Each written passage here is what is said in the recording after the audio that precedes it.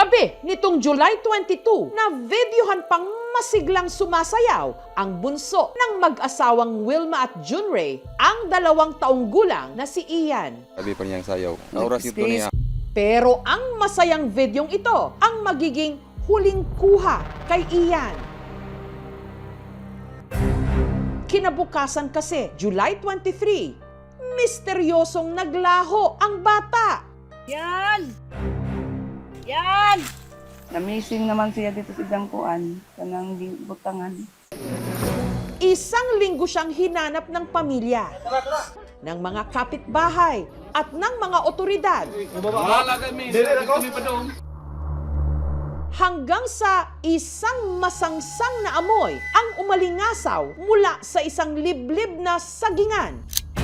Doon na natagpuan si Baby Ian. Wala nang buhay, hindi na makilala at halos bungo na lang ang mukha. Dahil din kayang naong kay ano man kayang naong, hinalos makita ba yung naong niya. Nagyan ako makayag dili mo.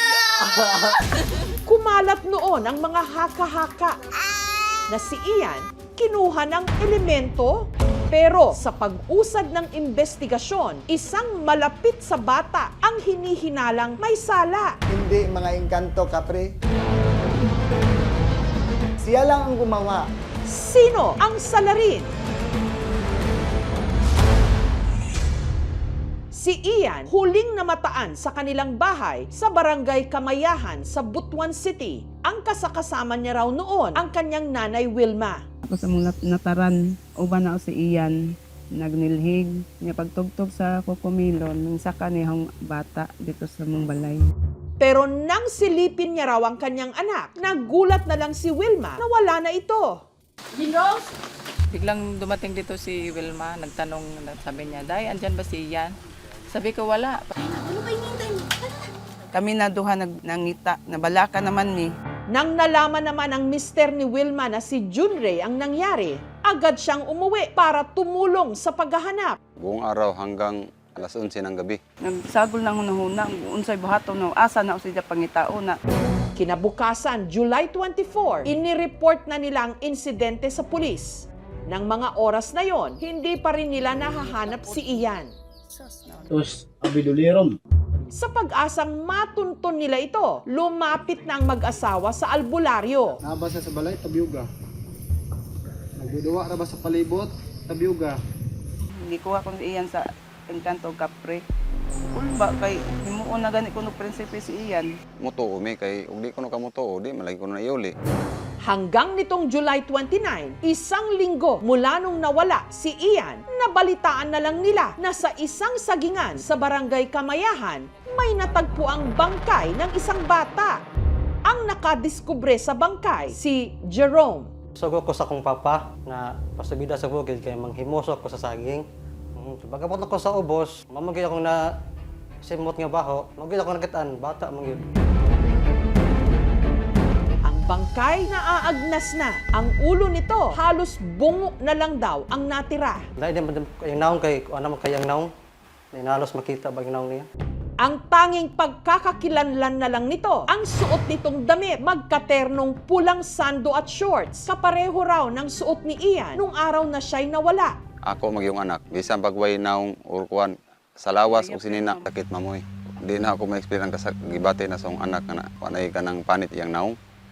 Murag panitan niya. Napasay pamanggani ko sa sampit sa bata kay na wa ko ka kuano nganong naingato man siya na ang no na wa mga dukoy kalaban diring bukid.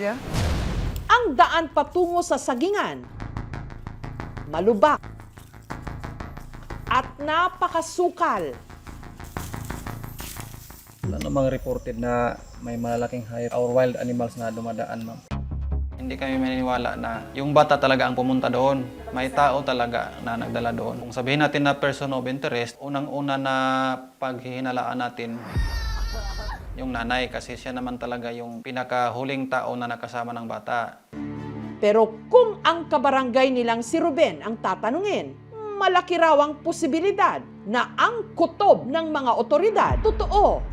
Umaga nitong July 23, ilang oras bago napabalitang nawawala si Ian, may nakita raw na post si Ruben. Pumunta ako sa seminar dito sa Balanghay. Yung katabi ko, nagpakita siya ng bata na napuos sa nanay na nakahiga sa sahig. Nakita ko may dugo sa tainga, may crack sa ulo. Ang napansin ko sa picture, ma'am, patay ng bata. At ang nag-post ng larawan, ang inaraw ng bata na positibo niyang kinilalang si Wilma. Habang ang bata naman daw, walang iba kundi si Ian. Ito ang bukol ng bata, ma'am, sa noo. Yung dugo sa tainga, ma'am. Nang nabalitaan daw niyang nawawala na nga si Ian, agad siyang nagpunta sa bahay ni na Wilma. Nagtanong ako sa nanay, totoo ba nawala yung bata? Sa totoo. At doon, meron ulit siyang napansin. May mga kandila, nakatayo, nakasindi. May kwarto rin daw sa bahay ni na Wilma na ayaw niyang papasukin ng mga bisita. Nagsabi sila, huwag na kayong pumasok dito dahil nangangamoy na ang baho. Siguro, nagkaawayan sila. Ang bata hindi nila sinasadya. Si Wilma madalas daw nakikita sa kanilang lugar na umiinom ng alak.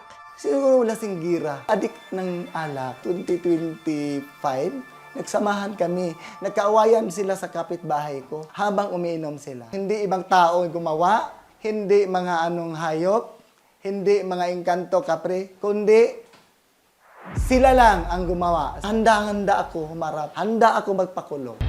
Ang mga paratang ni Ruben, mariing pinabulaanan ni Wilma.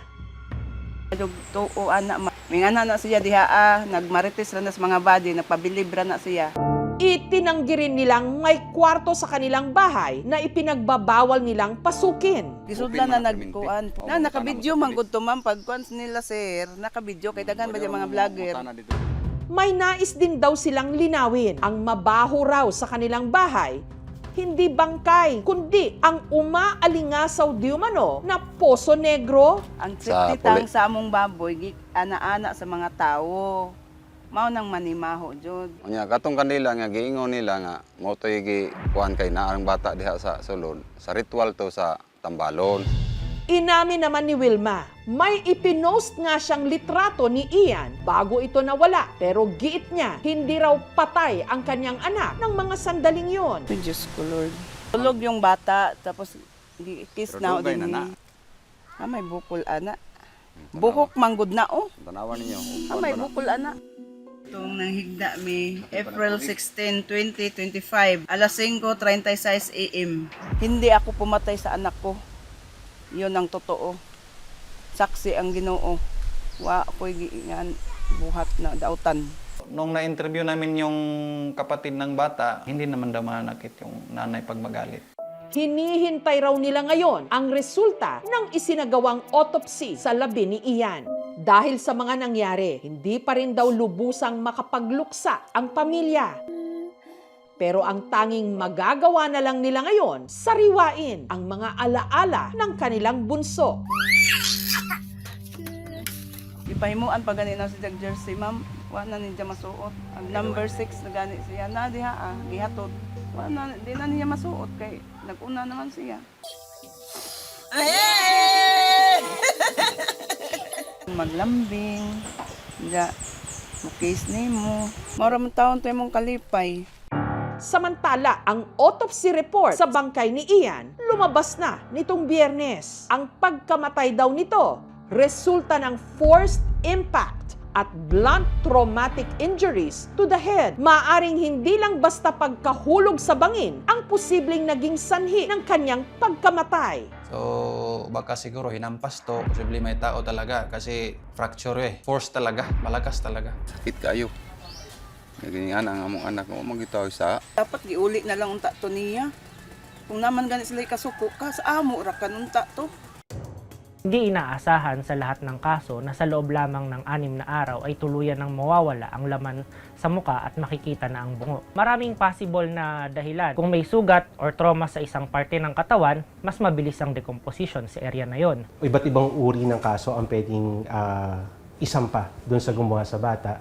Pwedeng parricide kung ang gumawa nito ay ang kanyang nanay, tatay, ascendants or descendants. Pwedeng murder kung may evident premeditation. Nitong Huwebes, inihatid na si Ian sa kanyang huling hantungan. Abot, kanang gaba, nandito sila katog, sa nanghimo, nimo.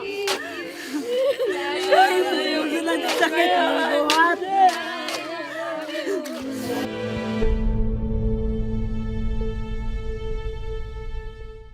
Hala, ito hindi kaayo. Sa pagkamatay ni Ian, maraming hinala ang lumutang. Pero ang hinala, gaano man kalakas, hindi katumbas ng katotohanan. Sa gitna ng nagbabanggaang mga salaysay, tanging ebidensya at masusing investigasyon ang dapat magturo kung sino ang may sala upang hindi tuluyang mailibing kasama ni Ian ang katarungan para sa kanya.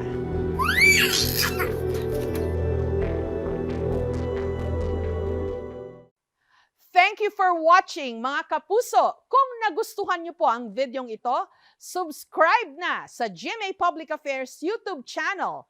And don't forget to hit the bell button for our latest updates.